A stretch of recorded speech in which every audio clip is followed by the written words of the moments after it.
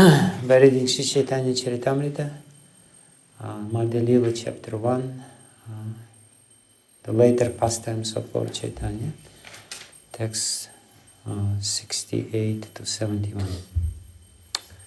Svarabhi puchera prabhu haita vismite. Svarabhi puchena prabhu haya vismite. Mora manera katha rupa janila ke mate. Mora manera katha rupa janila ki mate. Svarupe puchena prabhu haya vismite. Mora manera katha rupa janila ki mate.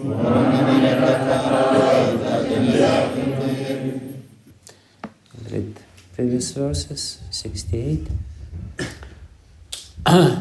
Uthi Mahaprabhutanre Chapala Maria Kahite Lagila Kichu Kolete Kariya. When Rupa Goswami fell down like a rod, Sri Chaitanya Mahaprabhu got up and gave him a slap. Then, taking him on his lap, he began to speak to him. Morashlakera Abhipraya Najane ko najane Mora manera katha tume jane leki mane. No one knows the purport of my verse, Sri Chaitanya Mahaprabhu said. How could you understand my intention? Ete baletan rebaho prasada kariyam Swarupa Goswami shloka dekhai layam. Saying this, Lord Chaitanya Mahaprabhu bestowed various benediction upon Rupa Goswami, and taking this verse, he later showed it to Swarupa Goswami. Swarupe puchena prabhu haya vismite mora manira katha rupa janila kimate. Having shown the verse to Swarupa Damodar with great wonder, Sri Chaitanya Mahaprabhu asked how Rupa Goswami could understand the intentions of his mind. Purport. We had the opportunity to receive a similar blessings from Srila Bhaktisiddhanta Saraswati Goswami when we presented an essay at his birthday ceremony. He was so pleased with the essay that he used to call some of his confidential devotees and show it to them. How could we have understood the intentions of Srila Prabhupada? And of course it would be logically to read the answer by Swarupa Damodar Goswami, which is the next verse. Swarupa kahiyaha janila tamaraman tate jani hoi tamara kripala bhajan. Srila Swarupa Damodar Goswami replied to Lord Chaitanya Mahaprabhu, if Rupa Goswami can understand your mind and intentions, he must have your Lordship's special benediction. Srila Prabhupada ki jai. Namo Vishnu Padaya Krishna Prestaya Bhutale Srimate Bhakti Vijnana Goswami Niti Namine Namaste Saraswati Devi Gauravani Pracharine Nirvishesha Shunyavadi Paschatya Desha Tarine Vanchakalpatarubhescha Kripa Sindhu Devacha Patitanam Pavanebhyo Vaishnavebhyo Namo Namaha. Jai Shri Krishna Chaitanya Prabhu Nityananda Shri Advaita Gadadhara Srivasadi Gaura Bhakta Vrinda. Hare Krishna Krishna Krishna Hare Hare Hare Rama Rama Rama Hare Hare Hare Krishna Krishna Krishna Hare Hare Hare Rama Rama Rama Hare Hare. Ajanulambit Bujok Nakavadata Sankirtanai Kapitaro Kamalai Daksha Vishwambaro Dvijavaro Yugadharma Palo Vande Jagat Priya Karo Karunavatara Yandah Pravishya Mamavachi Mamam Prasuptam Sanjivayata Kila Shakti Darak Svadhamna Anyam Shahasta Charana Shravana Tvagari Pranan Namo Bhagavate Purushaya.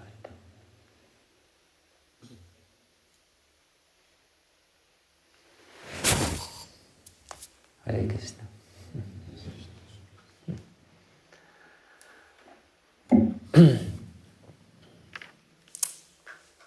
So today we're reading this section of Sri Chaitanya Charitamrita, where Srila Krishnadas Kaviraj Goswami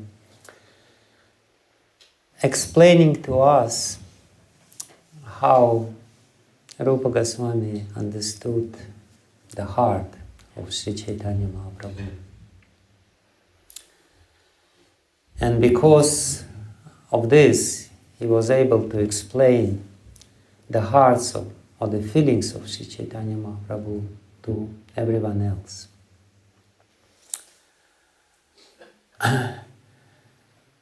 And that's basically the origin, the root of all our movement. Because if Rupa Goswami would not understand the intentions of Sri Chaitanya Mahaprabhu, we would not be able to have access to these innermost feelings.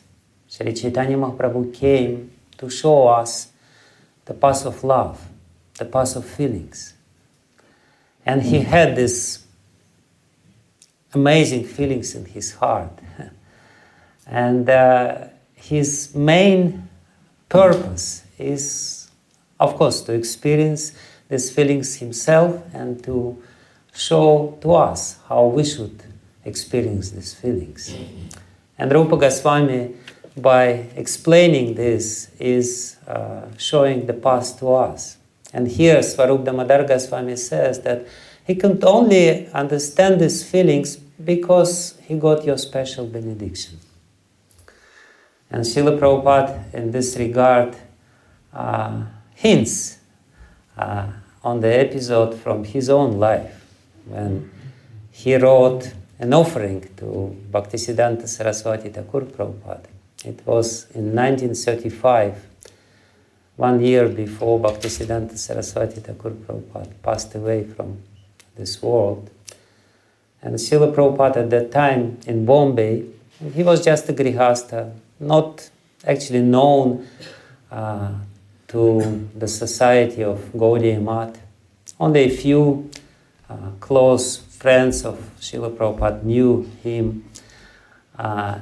He read his offerings to Bhaktisiddhanta Saraswati Thakur. He wrote a special poem in this connection.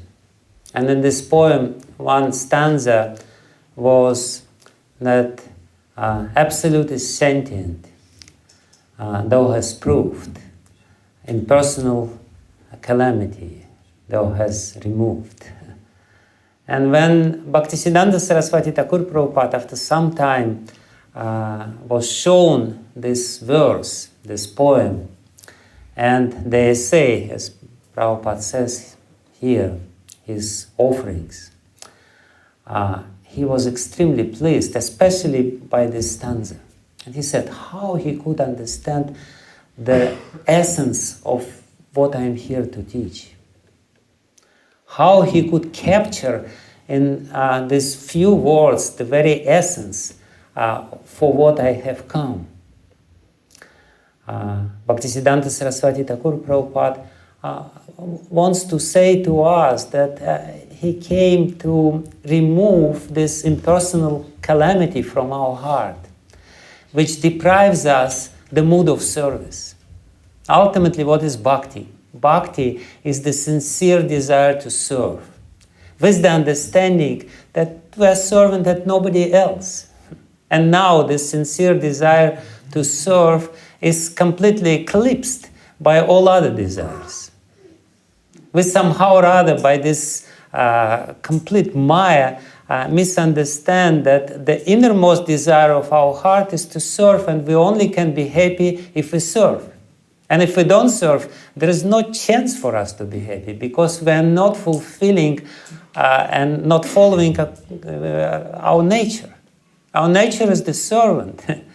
And therefore, this impersonalism, which clouds this understanding, which clearly says, you're God. Forget about all these things. Even if you have to serve, this is just a pretension, just for the time being. You're serving only to become God. It's like this in this material world. People are serving for what? To become promoted. They always say, I'm the servant. Give your votes to me. And then I will show how I serve. You will see. I will rule and exercise my lording over propensities over you. But for the time being, I'm serving. So in the same way, the same philosophy is there in Mayavad. Yes, bhakti is very good, very good, very good. Very good. Bhakti, very good. Do bhakti, and then you become the Lord. Just for the time being, it's no harm to pretend that you're a servant, then you will become the Lord. So, Bhaktisiddhanta Saraswati Thakur Prabhupada, he was very pleased and amazed. And actually what Srila Prabhupada wants to say in this purport, that he received a special benediction. As much as Srila Rupa Goswami could only understand the innermost intentions of the Lord because he has received special mercy, in the similar way, Prabhupada wants to say that I know the heart of my master. I know the heart of my eternal master, my guru, and therefore I was able to fulfill his desire. Only because I knew this desire very closely in my heart, only because of this, and because of his mercy only. Somebody may say that Srila Prabhupada is proud here, but Srila Prabhupada is actually saying that whatever I have done only because I received mercy of Srila Prabhupada, his Srila Prabhupada, Bhaktisiddhanta Saraswati Thakur Prabhupada, and Lord Krishna. And that's actually the essence of what we have to learn. And in Ramayana, and because we are celebrating Lord's Ram, I will tell something in connection with this. In Ramayana, Lord Ram himself, he celebrates Hanuman. When Hanuman comes back from Lanka with good news that he finally found Sita, it's very interesting because from the very beginning, when Lord Ram was in Kishkinda, and nobody knew where Sita was, and then Sugriva sent 4 parties of monkeys in 4 directions. He said to one party, you go to north, another party went to east, another party went to west, and then Hanuman with Angada was sent to the south. And Lord Ram, he called Hanuman to himself, and he said, I know, only you will find Sita. Because you're so sincere servant. Only you can find Sita. Nobody else can find Sita.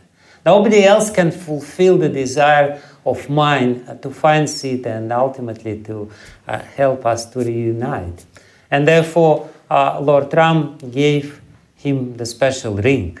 And he said, when you see Sita, you will give her this ring, and she will understand that you are my envoy, my messenger. And when Hanuman came back from Lanka, being successful in his mission, Lord Ram was so pleased. He was crying. He was embracing Hanuman and crying, and he's saying, how you could do it? And of course, Hanuman would say, because of your mercy. That's the relationship between the Lord and the Master, the Master and the servant. The Master is giving the benediction, and the servant is sincerely trying to fulfill the desire of his Master. And in this way, it becomes a very joyful relationship. And at that time, Lord Ram said that there are 3 kinds of servants. He said there is Kanishta Dasa, low-grade servant, third-class servant. And the third-class servant, you tell him something and he will think a little bit, scratch in his head, and he says, oh, let's wait a little bit. Maybe it's not necessary to do it. You know, we all know, sometimes it works, you know. Just wait a little bit and then you don't have to do it. So this is the third-class servant. He's doing it, or maybe he's doing it, but grudgingly, not willingly. He doesn't really have the desire to serve. He is just servant ex officio. He just calls himself servant because it's beneficial for himself. I'm Dasa. You know, I have my name. I got my name. Look at me. I am Dasa. Lord Ram says the second-class servant, when the master tells him something, he does it. And he does it willingly. It's a good servant, but he's still second grade. And he says to Hanuman, but there is first-class servant. That the first-class servant, he does something what his master wants without master saying this. The master doesn't give him any order. And he runs and does it and comes to his master and says, and master says, how did you know what I wanted? I myself didn't know. You know, Hanuman went to Lanka and he found Sita. And by the way, he burned the whole Lanka. And he reported it to Lord Ram. Yeah, you didn't tell me. You only told me to find Sita. But by the way, I also burned Lanka. And Lord Ram said, how did you understand that I wanted this? You know, without me saying this. But the idea is very deep behind this. If you meditate constantly, then this understanding comes, and it's, in a sense, a mystical process. If you have the desire to please the Lord, then the Lord will give you the understanding how to please Him. And sometimes it's not easy. And we see, even in Srimad Bhagavatam, how the Lord tests His devotee. It's actually the crucial test, whether the devotee is capable of understanding the innermost desire of the Lord. Practically, the beginning of the whole Srimad Bhagavatam, Jai Shri Shri Radha Gokulananda ki Jai, Shri Shri Sitaram Lakshman Hanuman ki Jai, Shri Shri Gaur Nitai ki Jai. So, in the very beginning of the narration of Srimad Bhagavatam, when Suta Goswami starts narrating about Srimad Bhagavatam, practically the very first story about Lord Krishna, when Lord Krishna first appears on the pages of Srimad Bhagavatam, is the test. How Krishna tests his servant Arjuna. He puts Arjuna in a very bewildering situation. He says, you kill Ashwatthama. And then Draupadi says, no, don't kill Ashwatthama. And Yudhishthira says, don't kill Ashwatthama. And of course, Bhima is there and says, kill him, kill him, kill him. And then the twins, they say, you know, no, better not kill him. So, and then Krishna looks at Arjuna and says, now you have to fulfill everyone's desire. Kill him and not kill him. And he looks at Arjuna. But the whole intention is that to show the glories of Arjuna. To show how the real devotee can understand the heart of the Lord, can understand the intentions of the Lord. And Arjuna, of course, brilliantly fulfills the desires of the Lord by killing and not killing Ashwatthama, by cutting the jewel from his head and depriving him from all his power, but at the same time not killing him physically and not leaving his widowed mother without son, Kripi, according to the desire of Draupadi. But again, the point is that the whole idea of bhakti is to understand the heart of the Lord. The whole idea of bhakti is not to do something externally, but to do something internally. because you may do something externally, which may be externally according to whatever, but if you don't understand the desire, the innermost desire of the Lord or your master or your spiritual master, your guru, you will make mistake. And you will even make offenses. And this is a great art. And this is what we're supposed to do, to tune up our mind in such a way that we will understand what is going on in the heart of other people. To make us so sensitive that we will be able to understand the desires of other people and the desires of the Lord first and foremost, of course. And how to do this?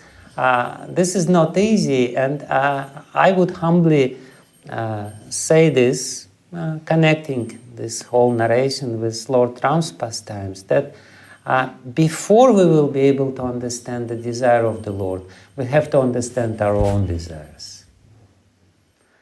It's not possible for us to understand somebody else's desires if we don't understand our desires. And oftentimes people don't understand what do they want. And they're in a hurry to please others. And in this suicidal course of pleasing others without understanding what they want, they basically make offenses. And they are getting lost. Therefore, one very important part of Vedic teachings and very important part of teachings of Lord Ram in Ramayana is you understand who you are and act accordingly. You understand very clearly what is your nature and act accordingly, not act according to your whims, to the karma. Karma is not our desire. Karma is something superficial. The real Vedic teachings is to understand what is your real desire. You have to understand this, and you can only understand this if you purify your nature. If you rectify your nature and if you develop your nature, then you will understand your dharma, the real desire which you have. Otherwise, you will be doomed in the sense that you will always fulfill your whims, karma, lust. You will be driven by this superficial desire, and you will try to find happiness in this regard. It's very interesting because when I was thinking about this particular verse and purport of Srila Prabhupada, I remembered how Srila Prabhupada proudly would describe to his disciples how his father would fulfill his desires. When he was just a small boy, his father, and Prabhupada with tears in his eyes, would describe how his father was really obedient to his desires. Prabhupada once told that, he loved kachoris very much. So much so that his nickname was Kachori Mukh. Someone who always has kachori next to his mouth. So, and he said once and his mother was sometimes annoyed because he would, he would like to have kachoris every time of the day. Sometimes before going to bed, he would ask mother, "Give me kachoris," and mother was annoyed. And mothers would send him to bed and said, you go to sleep, no kachoris tonight. So he said, once I was demanding kachoris at night, and mother sent me to bed, and I started sleeping, and my father came back home. And he asked mother what happened, and mother said, this Abhay, he was demanding kachoris, and I sent him to sleep. He said, no, it's not good. And he woke me up, and he personally made kachoris for myself. And fed me with these kachoris. And the next episode, which Prabhupada, again, very proudly describes, he said that once I was, we were going to the market, and I saw some, toy gun. And I started demanding, "Father, buy a gun for me." And father didn't want to buy a gun. And Srila Prabhupada said, then I lay down on the earth and I started crying. And Father bought me this toy gun and I said, no, second one too. And Father asked, why do you want second one? He said, because I have two arms, one in one hand, another is in another hand. and Prabhupada was saying this. Why he was saying this? Because it's important, especially when the child is little, not to, really kind of, push him down. He has to be conscious what he really wants, and that starts from the childhood. Of course, at one point you will have to explain to him that you have to fulfill your duties and take responsibilities. But in the beginning, if you do this to the child will actually lose himself. If you will tell prematurely to the child, you're not supposed to have this desire, it's not so good. You will actually spoil the life of this child, and the child will never understand. He will always think that my desires are something wrong, and he will not discover his real desires. He will not discover his nature. That's why Prabhupada said, and that's why Prabhupada in this famous letter to Karandara, he says the purpose of this Krishna consciousness movement is to bring up independently thoughtful people. It sometimes sounds like a contradiction. How is that? We're supposed to be dependent and all of a sudden independently minded people. But only because actually we can really serve if we are independently minded. If we are dependent, if we don't know our own desires, we will never be able to serve. We will pretend that we serve. It will be just a disguise. We will take this guise of a servant. We will show that I'm serving, and inside we will desire something else, and ultimately we will be confused. That's exactly why Lord Krishna didn't approve.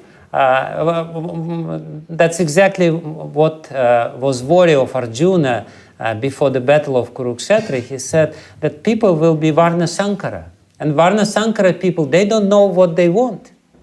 And because they don't know what they want, they don't have clear-cut nature.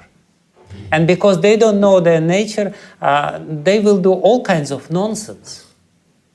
Just because they were overwhelmed by this karma. So it's very interesting to. I wanted to describe one very instructive lila from Ramayana in this regard, how Lord Ram teaches this. It's very interesting. We really have to understand our own desire first and our own nature. Then only we will be able to serve. If we don't understand, again, I will repeat this because it's so important to drive this point. If we don't understand our nature, we don't really serve and we don't develop love. Therefore, in the beginning of Bhagavad Gita, Krishna says this famous verse, Shriyan Swadharma Vigunach, Paradharma Svanushtitach. Swadharma Nidanam Shreya Paradharma Bhayavaha. It's very dangerous to imitate others. It's not beneficial. It's very dangerous if you try to imitate others. If you're not really doing what you're desiring, and if you're doing something else, that's what means imitation. That's actually manifestation of envy. And, there is a very subtle difference in this regard. When we're doing something which we're not supposed to do, which is not according to our nature, it's envy. It's the manifestation of envy. We're envious of somebody else. We're envious of his success, of his position or whatever. And we try to do what he's supposed to do instead of being happy to do what we want. And again, we can only be real servant if we understand that our real desire is to serve. If we're only pretending to serve, then we're just envious. We're manifesting our envy by trying to serve. If we don't really understand that I want to serve, that this is my desire to serve. So in this regard, there is a very interesting and instructive story, one dialogue from Ramayana where Sita was worried. When they were living in Dandakaranya, when they just came to Dandakaranya, then the sages of Dandakaranya who were harassed by the demons, they asked Lord Ram to protect them from this harassment. And Lord Ram very proudly declared, of course, I'm here to protect you. And he took his bow and arrow, and he showed them this bow and arrow, and he said, don't worry. You do your duty, you do what you are supposed to do. You are sages, you are not supposed to fight with all these demons. I will take care of these Rakshasas. And Sita, she became concerned.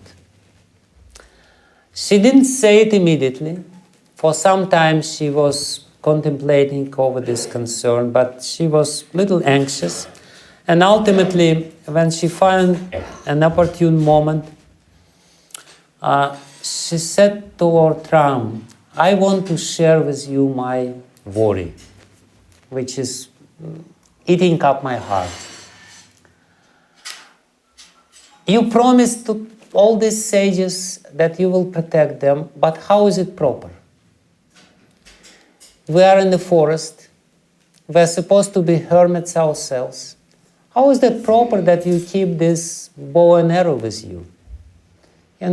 You're clad in tree bark. You have matted hairs. It means you're supposed to do austerities. You're not supposed to kill anyone. Why do you need this bow and arrow? Put this bow and arrow somewhere. When 14 years will pass, you will take this bow and arrow. And she said, very intelligently, she said that the last karma manifests in three ways. There are three basic ways how the lust or whimsical desires manifest in our heart. She says the first way is when the person speaks lie. When you speak lie, basically it means why you're speaking lie. You want to fulfill some of your desires, this desires is not lawful. And again, while speaking lie, you're depriving yourself of understanding yourself. To understand yourself, you have to be truthful. Then only you will understand your true self. So this is one first and very gross manifestation of calm. And we know, that oftentimes we say lie. Why do we say lie? Because we want something.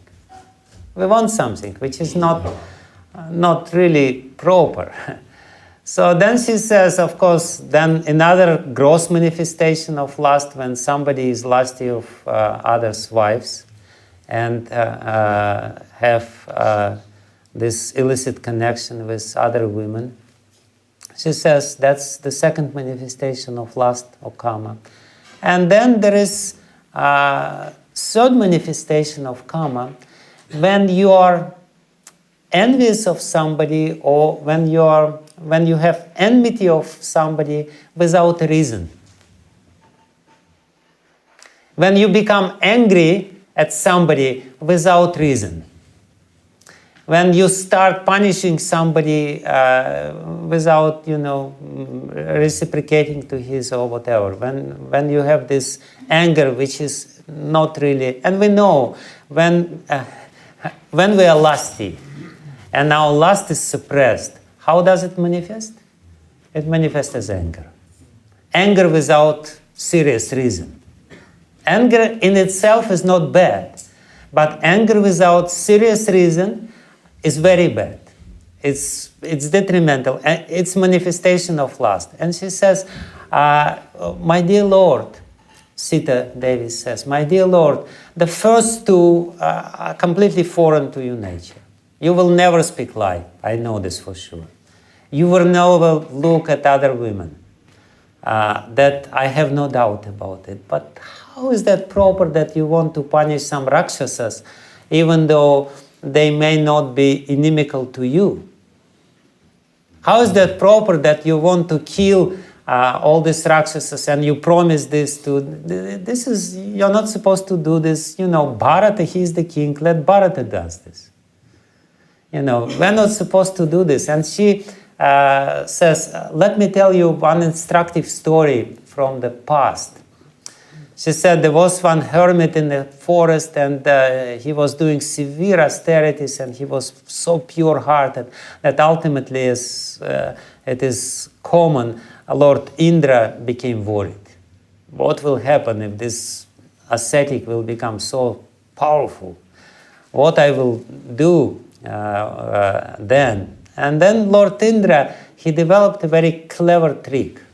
Lord Indra came in disguise, and he came to this hermit and he said, here's my very valuable and precious sword, stuffed with jewels. She said, I have to take care of, there is a call of nature, and I cannot really contaminate this precious sword by going with my sword to answer the call of nature. You please keep this for some time. I will come back. I will soon be back. And this hermit, hesitant, with hesitation, he took this sword and he was keeping this sword, and he was, he has nothing to do with the sword, but he still keeps. And Indra, of course, disappeared. And this ascetic, he looked at this sword and he wants to try it. And the sword was Lord Indra's sword. It's a powerful sword. He cuts a tree and it works, Oh, very nice sword. And he cuts stone. And the sword is so strong that it cuts the stone. And then he starts cutting left and right. And then he develops some taste for cutting. And then he cuts the heads of tigers and lions and goes around, and all his, austerity went down the tube. He doesn't know anything. He's just happy, misusing his power. What Sita wants to say, that very subtle manifestation of kama, lust, is the abuse of power. When we misuse the power which we have, or when we do something which is actually not according to what we're supposed to do. And this is the manifestation of kama, desire. And the answer of Lord Ram is brilliant. Of course, the question is brilliant itself. Sita Devi explains this whole problem which we all have for us. And Lord Ram, he was very pleased by this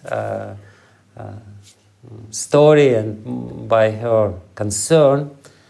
And he said, you're right, my dear wife. You're absolutely right. If somebody is misusing his power, or doing something which is against his dharma, this is very bad, and this is the manifestation of kam indeed.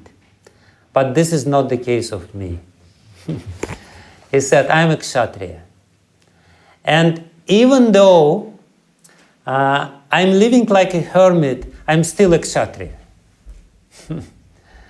That dress which I have does not change my nature. I will follow my nature, and please don't worry about me. I will only do it as much as it is necessary.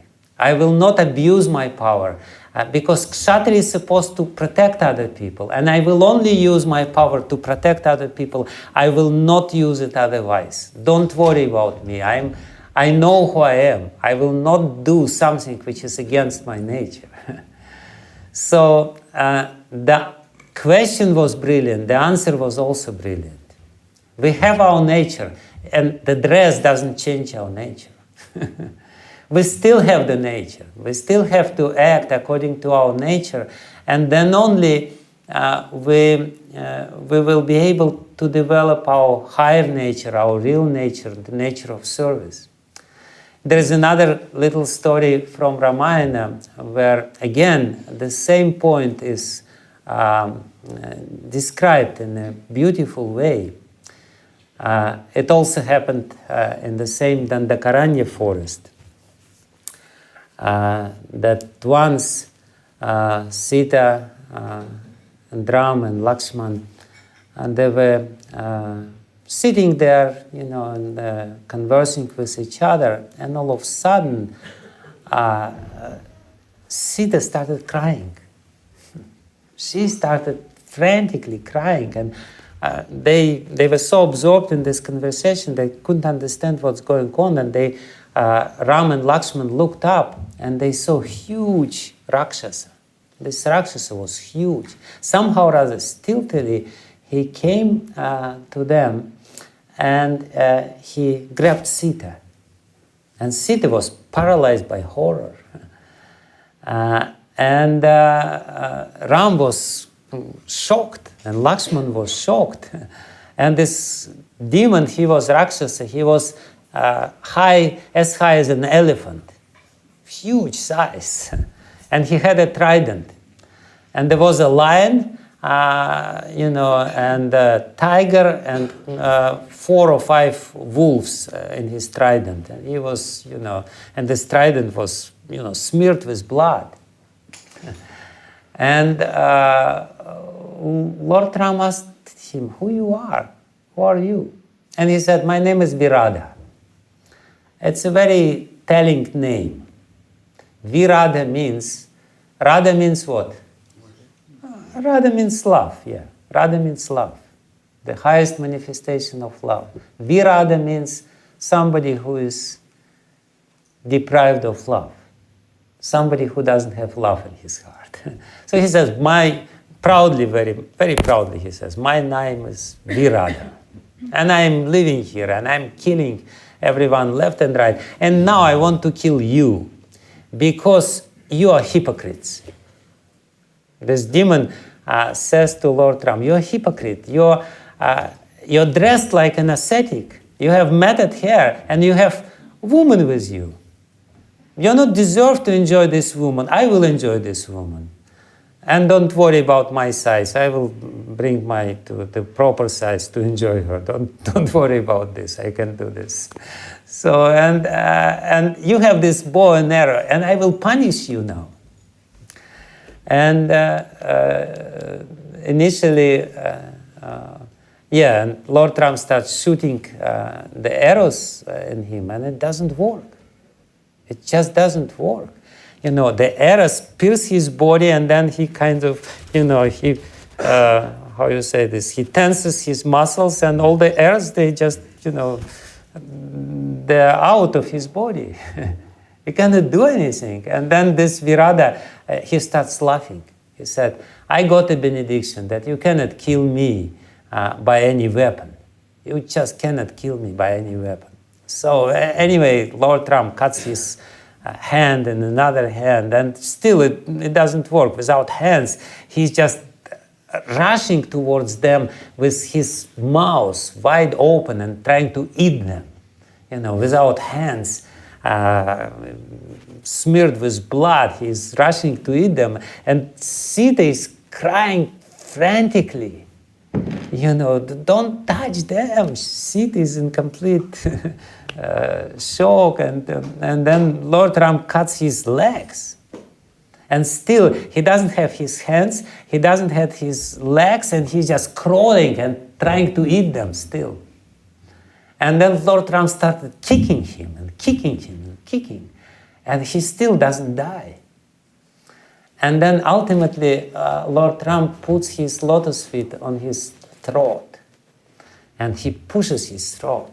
And all of a sudden, this demon who was so arrogant before, and he was blaspheming Lord Ram and calling him names and saying this and that, with changed voice, he says, "Oh, thank you very much. now I realized who you are. You're my Lord. Because, if the Lord Ram puts his feet on your head, you will probably realize who you are. There's a good chance for it. So he said, thank you very much. Now I realize who I am. I am actually Gandharva. And it's a very interesting and instructive story for us. And this Gandharva, or former Gandharva, he tells his story. He tells that I was a Gandharva, and I was a servant of Kuvera. My name was Tumburu, and I was serving Kuvera. And once I was sent with a mission to the forest, and I saw Apsara Rambha. Rambha was actually daughter-in-law of Kuvera. And I was overwhelmed by lust. And I was looking at her, and I couldn't take my eyes from her. I was so, attached to her. And therefore I came late. And Kuvera understood this. Kuvera understood what happened, and he cursed me. And he said, please listen very carefully, because this is the whole, the teachings of this story is in this explanation. Kuvera said, because you violated the laws of God. You have this envy towards God. And therefore, I curse you to forget your nature. Because you wanted to break the laws of God, you will forget your nature and you will do it freely. You will manifest this propensity in your heart very freely, and you will do whatever you like, and you will kill others and do whatever you like. And this Gandharva, when he hears this, he becomes really upset, and he says, please forgive me, I didn't want it to do, and this and that. And Kuvera becomes little merciful, and he says, after some time, the Lord himself will come to you, and he will bring you to senses. He will, because of his mercy, you will understand your own nature, and then you will return to your position. So he said, for all these years, I was doing something, very whimsically. I was killing everyone left and right, and I was enjoying this. I thought I was enjoying this. But now, because you have come to me and you put your lotus feet on my head, I realized my own nature. And now I realized I'm your servant, and only your servant, and thank you very much for this. So again, this is a very important point that Lord Ram comes. What is the idea of his coming? He is teaching us Dharma. And he says, if we follow Dharma, we will ultimately understand in reality who we are. And at the end of the day, we will understand our most important desire, the desire to serve. And in this way, the love will awaken in our heart. When we don't follow our nature, when we act against our nature, there is no question of love coming to our heart. Then we will, ultimately we will break the laws of God, because our nature is given to us by God, and we will be going further and further away from God. And the way to understand our nature is to fulfill our duties according to the laws of God, and ultimately this nature will be very clearly established, and by clearly establishing our nature, we will develop this service attitude, and together with the service attitude, we will develop love. So that's the whole idea, and the whole mission of Lord Ram, to drive home this point that please act according to your nature. Understand your nature. And he shows himself what does it mean. What does it mean to be Kshatriya? Sita Devi shows what does it mean to be a wife. What does it mean to be woman? Lakshman shows what does it mean to be a servant, to be a brother. He shows what does it mean, Lord Ram shows what does it mean to be a son, how one has to behave. The father is always father, mother is always mother. Kaikeya is always my mother. He would never say, never even hint anything bad about Kaikeya. When anyone would tell something bad to him about Kaikeya, he would stop this person. He said, she's my mother, and I will respect her. Always respect her. So he's teaching us this idea that ultimately we will only, in this way, we will only be able to develop the service attitude, and together with service attitude, we will develop love. Sometimes we think, do I have a few minutes? Because it's already late. Huh? Okay. So, something little more I wanted to tell in this regard. That sometimes, without understanding who we are, again, the point which I want to say, the whole idea of bhakti is to understand what Lord wants. But to understand what He wants, we first have to understand what we want. To understand what we want, we have to understand who we are. And for that, we have to really work hard to rectify our nature, to act according to our nature. And if we try to serve prematurely without understanding who we are, then our service will become a pretense. In modern psychology, there is a very important concept of codependent people. Codependent people are people who lived for a long time with other people who are dependent on some, they either psychologically are not correct, or they're dependent on some substances, drug addicts or alcoholics. And those people who live with these people who are dependent on others, they become codependent. And one of the most important signs of codependency is that they always try to please others.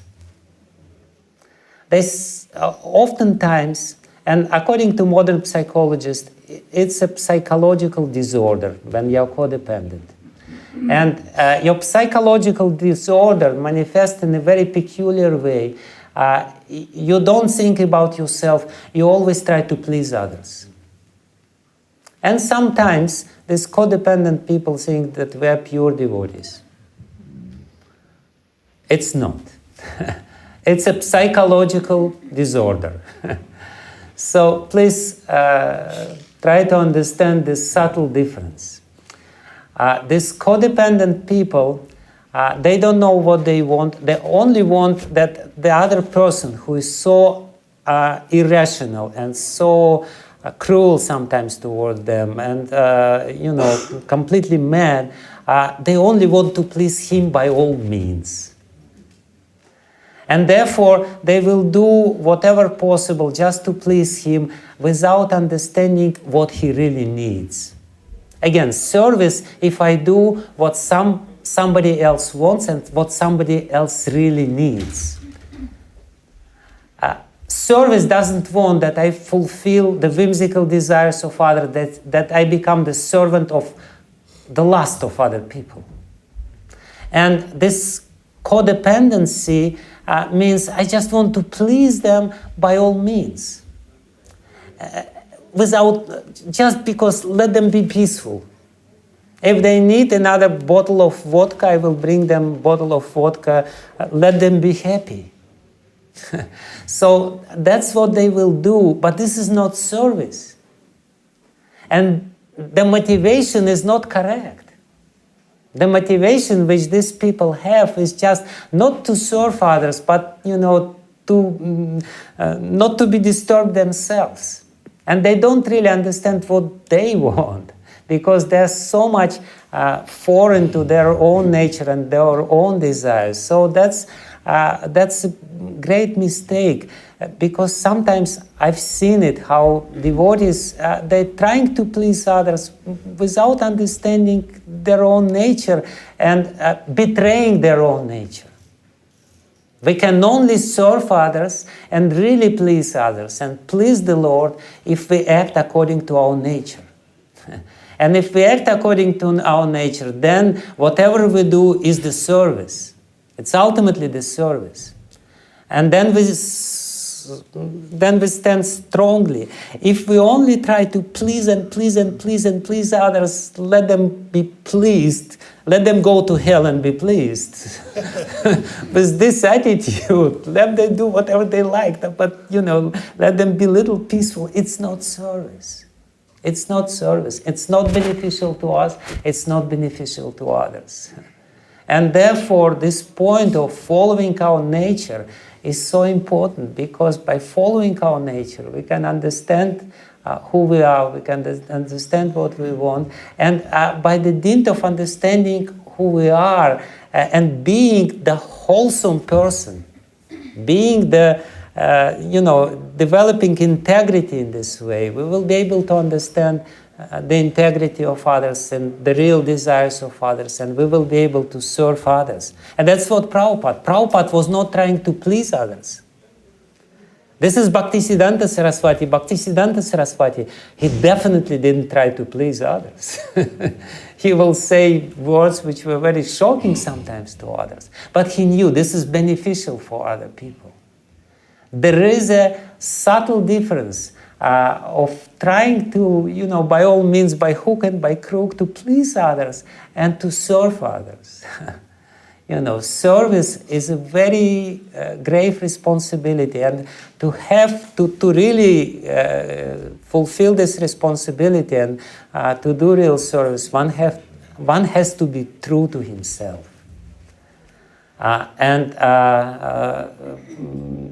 This is important, and therefore Krishna doesn't start Bhagavad Gita in speaking with Arjuna by saying, seva karo. Who you think you are? Just do your seva. I will order you, do this. No, he said, please first understand who you are. First understand who you are. And then whatever you'll do, you will do correctly. If you don't understand who you are, whatever you'll do will be a mistake. And now you don't understand who you are. Now you're completely bewildered about yourself. So we can only serve if we understand who we are. And when we understand who we are, we will understand. Gopi Bhartur Pada Kamalayar Dasa Dasa Anudasa. Naham Vipro Nacha Narapatih Nabi Vaishyo Nashudra Naham Varni Nachat Grihapatir Navanastoyatir Va Kintu Prodya Nikila Paramananda Purnamritat Bher Gopi Bhartur Pada Kamalayar Dasa Dasa Anudasa.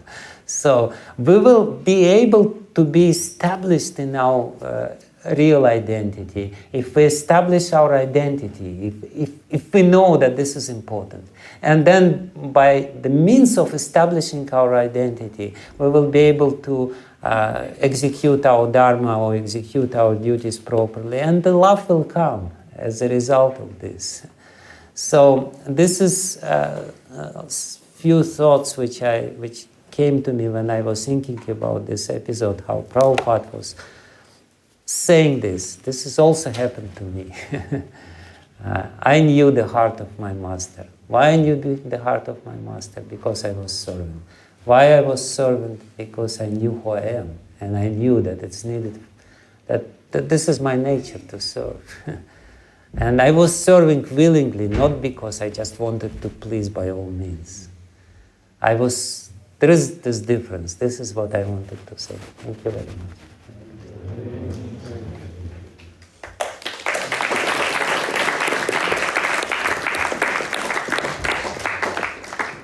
Yes, Kishore. Thank you very much for a very important class. I feel encouraged to hear devotees like yourself speaking like this. And I think what you're saying is incredibly relevant. I hope I can, Hare Krishna, I hope I can put my question, I can be very succinct because you've covered a lot of ground.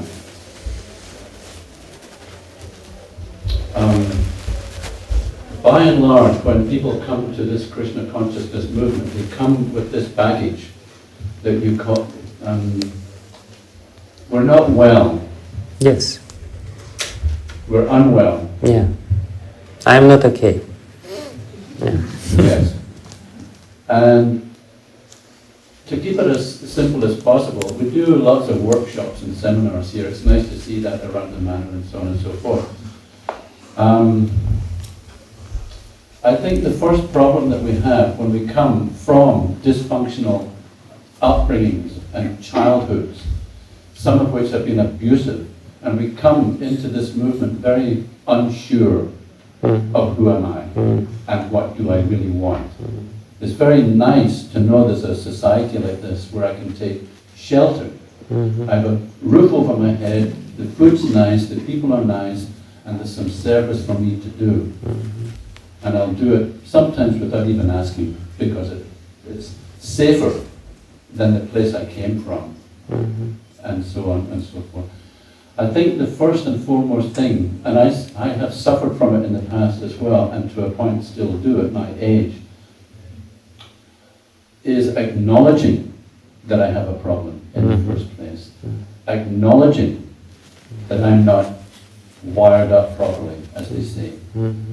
And that I'm thinking with these intentions which are not really pure. Even if I'm wearing the clothes, I'm talking the language, but still I have my own agenda. So what to do about that? Where's the workshop for me? Where's the psychologist in Krishna consciousness that will be able to cut through my illusion like that and point out, or help me to find out who I am, and therefore, what do I really want?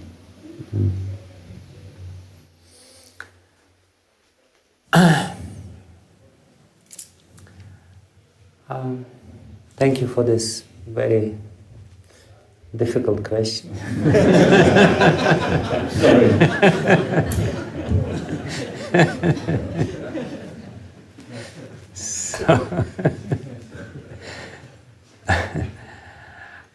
My humble answer to this question would be that when we encounter the genuine selfless love of other devotees, real devotees, then in this association, in this encounter, we will be able to understand our real nature and our problem. We will see our problem, which may not be very clearly seen to us initially, because there is all kinds of rationalizations in our mind and all kinds of self-deception mechanisms which are there. But when we meet with somebody who is 100% sincere and who sees through and at the same time is ready to give his unconditional love to us, in this relationship, by seeing him and comparing ourselves with him, by being in his light, we will be able to see our problems. So ourselves and psychologists may not help so much because they don't emanate too much light themselves. Sometimes they may even cloud. Of course, there is good psychologists, really, it's helpful. I don't deny it may be helpful. But the real help is that when we encounter somebody who is completely 100% sincere and he has this selfless love, and we feel and being touched by this selfless love, then we will understand something is wrong with me. Because I'm not capable of manifesting the same sort of feelings toward others. I'm still in my problematic stage. So I think the most important solution for this is to be in the society of very sincere people who are, that's the solution. And of course, psychologists should be our option. Should be our option. But our best psychologist is the spiritual master who is coming to us, and he is, by his example, he's showing what we're supposed to do, how we should be. That straightens us to a greatest extent. And thank you, Maharaj. And part of the problem is that for how long do we continue to remain in this state that we brought, even in the company of someone, and it's rare to come across such a person as you described. It's rare. Yeah, that's true. It's rare. Yeah. Therefore, bhakti is very rare. That's what Srila Rupa Goswami says, sudurlabha. That's an impediment, but still Krishna reciprocates with the sincerity of our heart, and if he sees the spark of sincerity in our heart, he will arrange our life and our meetings with other people and so on and so forth. Krishna will reciprocate with the sincerity. If the sincerity is there, he will make sure. But bhakti is rare. Bhakti is sudurlabha. It's not so easy. Therefore, sometimes it takes a few lifetimes. Bhakti Siddhanta Saraswati Thakur Prabhupada said that devotional path is very quick. You only need 3 lives to develop love of Godhead. First love is Kanishta Adhikari. Second life is as Madhyama Adhikari. Third life is Uttama Adhikari, and then you go back home to God. So we still have hope. One life being Kanishta Adhikari is not so bad. But if we are attached to being Kanishta Adhikari, then it's a little difficult. So. Yes. Hare Krishna Maharaj. Please accept my humble obeisances. I'm not sure if it's working. It's not. Nothing can hear. Your obeisances work. Hare Krishna Maharaj. Maharaj, it's always I really feel a blessings to hear your lectures. They are very intricate. I have a rather very simple and fundamental question. How to understand the progress? Do we have a yardstick on the route of Krishna consciousness, where we are, where we need to get to? Yeah, our yardstick is our attachment to the holy name. If the attachment to the holy name increases, we are progressing. If it's not increasing, and if it's decreasing, then we are not progressing. It's a simple answer to the simple question. But how to identify that? Because it's very hard to identify whether we are... And that's already a difficult question. You said your question is simple. I gave the simple answer to the simple question. This is a difficult question. We need to understand the real nature of ours. But how to understand the real nature? Yeah, for that, the answer is the same. You can only see yourself clearly if you are in a society of very sincere people.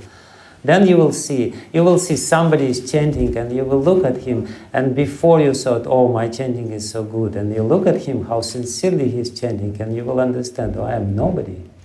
You have to be in the association of other people. And then by seeing yourself, your reflection in the mirror of their hearts, you will understand your real position. If you are on your own, you will have a very inflated conception of yourself, for sure. you will be pure devotee very quickly.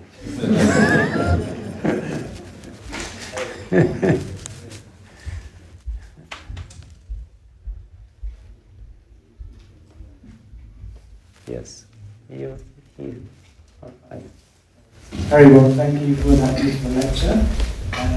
My question, so you talked a lot about nature, and my question is more about, so to me, nature implies something biological, something inherited, something that we cannot change. And so if that's true, does that mean that we cannot change our nature? If that's false, then by definition isn't that nurture? So, i.e., are we not a product of our environment and our behavior? So is nature the right word to use? We cannot change our nature, but we can rectify our nature. The basic nature which we acquire from birth will remain with us. But the whole Varnashama society and definitely the whole Bhakti culture is to rectify our nature so that we will be able to employ our nature and to dovetail our nature in the service, use our nature in the service. So we're not changing our nature, we're rectifying our nature and in this way using our nature in the service of the Lord. We cannot use our crude nature because when the nature is too crude, then we cannot use it in the service of the Lord. I may be by nature as a Rakshasa, so it will be a little difficult to use this nature. So we have to rectify it, but nevertheless, and then we employ it in the service of the Lord. So does that imply then, sort of when we're born, God has already assigned us, you're evil, or you're envious, you're like a saint, for example? See, we have Prakriti. And nature means Prakriti. And Prakriti can become Sanskriti, or Prakriti can become Vikriti. So we all have evil tendencies, bad tendencies, and good tendencies. Nobody has only bad tendencies. Nobody has bad tendencies, only good tendencies. Everyone has a mixture. But the Sanskriti is there to purify or to rectify our nature, to turn our vices into the gunas, to turn them into virtues. By using them properly, by using our tendencies properly. But if we live driven by lust, then our Prakriti turns into Vikriti, which is perverted nature. So to understand nature, Prakriti is very important, but then by understanding it, you will be able to purify it. If you don't understand it, there is a great chance that it will be perverted and goes into the opposite direction, into the Vikriti. Okay. I guess it's late. I don't want to keep you too long. Thank you very much. Srila Prabhupada ki jai.